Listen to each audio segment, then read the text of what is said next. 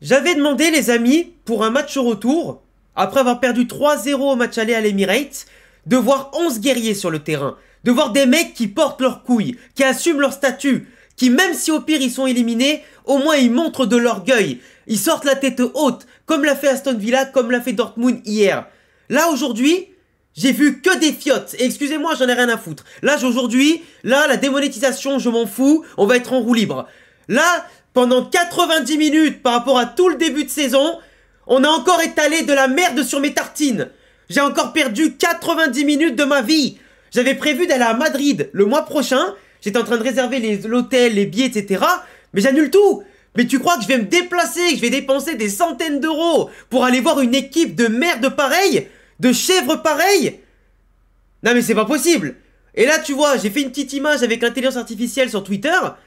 Mais Carlo, dégage! Carlo, dégage! Avec tout le respect que j'ai pour toi! Mais comment tu peux jouer un tel marasme tactique à domicile quand tu dois remonter 3 buts? C'est quoi ce bordel? J'avais l'impression que c'était nous qui menions 3-0 tellement on jouait mal, tellement on foutait rien. Mais honnêtement, hein, je vous le dis les gars, je sais pas ce qu'ils travaillent à l'entraînement. Je sais pas si déjà on travaille à l'entraînement. Je sais même pas si les joueurs eux-mêmes connaissent leur prénom, s'ils connaissent simplement le rôle de leur pote à côté d'eux. C'est un truc de fou. Mais on joue, ça balance la balle devant, ça tente des trucs à 1 contre 4, ça frappe de 30 mètres avec 3 pélos devant toi, ça réussit pas 3 passes d'affilée, ça réussit pas un dribble ou un contrôle orienté de manière fluide. Mais je comprends plus rien. Oh, c'est le Real Madrid? Ou c'est le Retafe qu'on a là? Je comprends plus. Une saison où t'es censé briller avec tes fameux 4 fantastiques, les 4 fiottes astiques si tu veux, ouais. Parce que les mecs, à part faire des stories Instagram, enfin les influenceuses et les danseuses sur les réseaux, mais de l'attaquant au gardien, au remplaçant, ce que tu veux, je vois rien. Je vois que des meufs, des vieilles femmelettes là qui font des stories Instagram. Ouais, TMTC, la remontada, c'est possible. Mais ferme ta gueule, ferme ta gueule, ferme ta gueule et joue, putain. Joue. C'est pas possible. Oh, vous êtes payé des millions à jouer, à courir, à réaliser le rêve de plein de gens et vous sabordez tout comme ça? Que tu prennes 3-0 à l'aller, c'est pas grave, ça peut arriver. Mais que tu te fasses aussi, mais malmener au retour. Mais en plus, le match, c'est même pas que tu le gagnes pas, c'est que tu le perds en plus. Tu le perds en subissant l'ouverture du score et en prenant le but à la fin. T'es pas capable de tirer, de centrer, mais... Non mais c'est hallucinant.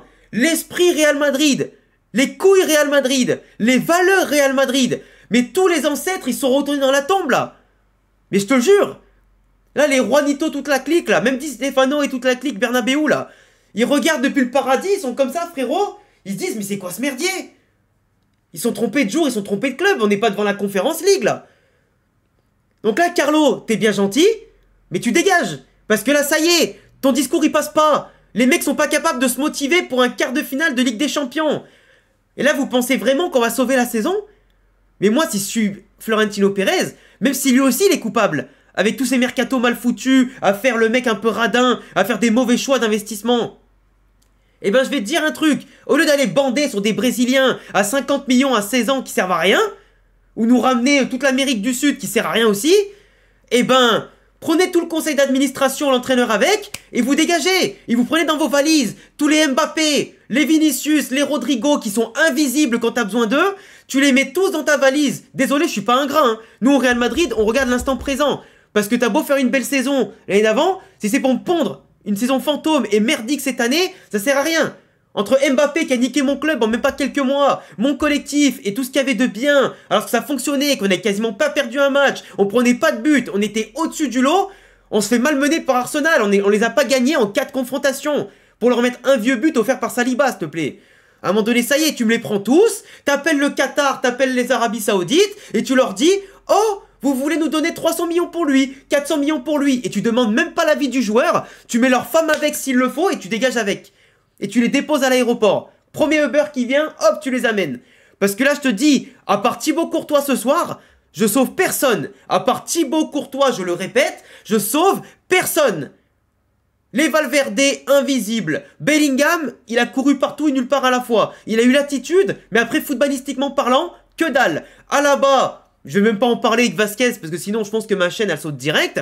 Asensio et Rudiger, Quand c'est pas l'un qui fait une connerie, c'est l'autre. Et normalement, il y en a un d'ailleurs qui doit pas finir ce match, c'est Rudiger, qui doit prendre un carton rouge. Et en face, tu te rends compte quand même qu'on s'est fait poutrer par Odegaard, qu'on n'a pas gardé chez nous, par Mikel Merino. Je l'adore ce mec, hein. Mais c'est pas un attaquant de classe mondiale. On s'est fait botter le cul par Thomas Partey, ancien Atlético Madrid. On s'est fait péter le cul par Lewis Kelly, par Kivior et par Martinelli, pardon. Et par Saka l'estropié qui était blessé pendant 4 mois et qui revient et qui nous met un but. C'est une dinguerie. On a une équipe, sur le papier c'est fort, mais sur le terrain ça brille pas, ça s'entend pas, ça joue pas au football. Mais en vrai tu peux ramener qui tu veux, Xabi Alonso, Klopp, qui tu veux, ça marchera pas. Parce que les mecs ils ont pas de QI football, ils ont pas d'intelligence et ils ont pas d'âme. Les mecs qui perdent, faut remonter 4 buts, même 3 juste avant. Ils sont pas capables de montrer de l'impact, du pressing, de l'intensité, un bloc cohérent, un bloc haut. Et j'ai jamais vu ça, hein. Je n'ai jamais vu ça. Avec la blessure de Carvajal et les départs de Kroos et Nacho, c'est pas des leaders qu'on a perdus. C'était les vrais patrons. Là, aujourd'hui, sur le terrain, moi, je pensais que Valverde, que Jude, etc., ils allaient prendre le relais.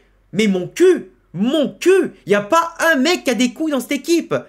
Mbappé qui est là pour briller melon d'or là, et ben au final il a servi à rien, encore une fois, saison catastrophique, pour marquer des buts contre Valladolid, il y a du monde, mais pour marquer en Ligue des Champions, il y a personne. Rodrigo et Vinicius, les deux starlettes brésiliennes là, qui sont pas capables de marquer des buts ou d'être constants toute une saison là, c'est une folie, désolé mais là je dis les termes, à un moment donné, on a des joueurs qui sont pas dignes du Real Madrid.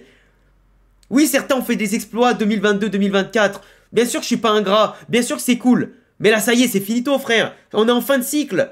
Avec des joueurs jeunes, on est en fin de cycle. Ça, mais c'est quand même un comble. Normalement, t'es en fin de cycle quand tes joueurs sont vieillissants. Comme le Real Madrid 2018-2019, que t'as un peu renouvelé, tu vois. Et là, non. On a des joueurs jeunes, on est déjà en fin de cycle. C'est quand même grave. Et la finale de Copa del Rey, mais là, à la fin du mois, mais on va se faire esquinter. Soyez-en certains, les gars. Le Barça contre nous, au Classico, ils ont besoin que d'un match nul pour être tranquille. Nous, on doit gagner, on va jouer haut, mais même quand on doit jouer haut techniquement, on va rester derrière. Vous allez voir. Et on va quand même se faire poutrer. C'est quand même hallucinant. Enfin bref, une composition où t'as Vasquez à la bas, tu savais très bien que t'allais prendre des buts, hein. Même si pour le coup, évidemment, les buts sont venus quand ils étaient pas là, ce qui est quand même un comble. On va pas se mentir. Mais là, pour le coup... c'est le plan de jeu, je le comprends pas. Le Real, dès le début, ils mettent vite fait de l'intensité dans les premiers duels, ils montrent qu'ils sont présents. Alaba qui prend un jaune au bout de 3 minutes, ce tocardo là, pour bien comprendre qu'il va être vulnérable tout le long. Et Saka, il a bien compris, hein. Saka, il a pris la balle, il arrêtait pas de le dribbler, le bousiller. Thibaut Courtois qui nous sauve ici. Et là, Asensio, mon collègue, hein, mon mini Ramos que j'adore, qui fait une faute que peut-être tu vois souvent dans les différents championnats. Mais le mec, il a quand même traîné Merino de ici jusqu'à là-bas. Mais lâche-le son maillot, putain. Lâche-le. Le ballon, il est même pas sur le terrain. Après, il a été tiré sur Courtois, mais peu importe. Lâche-le. Tu vois bien que ça sert à rien de le choper. Et en plus, tu le fais tomber, il y a penalty. Et oui, mon gars, rattrapé par la patrouille. En plus, Tchouaméni, il avait fait une belle action défensive juste après. Ils ont annulé et penalty. Moi, au début, je me suis dit, Courtois, il l'arrête sur la Panenka de merde de Saka, là, qui a voulu trop faire le malin. Et ben, je me suis dit, ça y est, peut-être que les vieux démons ressurgissent pour l'adversaire, peut-être que pour nous, c'est la bonne. Ben, mon cul, parce que derrière, la chatte du Real Madrid ou ce que tu veux, t'as Mbappé. Alors, c'est une action qui est un peu différente, parce que même si Declan Rice, il a les mains ici, en vrai, il se laisse trop tomber, Kylian. Oui, il aurait peut-être pu avoir la balle si l'autre, il le gêne pas. Mais au final, il se laisse trop tomber. S'il tombe un peu mieux et un peu de manière un peu plus crédible, là il y a eu penalty. Mais ils ont quand même mis 5 minutes à le voir qu'il n'y avait pas penalty. Parce que du coup ça n'a même pas été annulé pour un hors-jeu. Ça a été remis en jeu comme c'était une faute. Donc tu vois, il a annulé la faute, tu vois. Donc l'arbitre a jugé qu'il n'y avait pas faute. Mais derrière, tu vois, c'est pas pour autant qu'on crée des occasions. Jude Bellingham, il est parti du milieu de terrain, il a dribblé tout le monde ici. Il fait un centre en retrait que personne ne prend. Mais il n'y a personne pour aller se projeter, il n'y a personne pour se jeter, il n'y a personne qui sent les coups. Kylian qui est censé être là au cas où, bah non il est en retrait, il se touche la queue le mec. Tranquille, il est en mode bronzage dans la surface, il fait rien.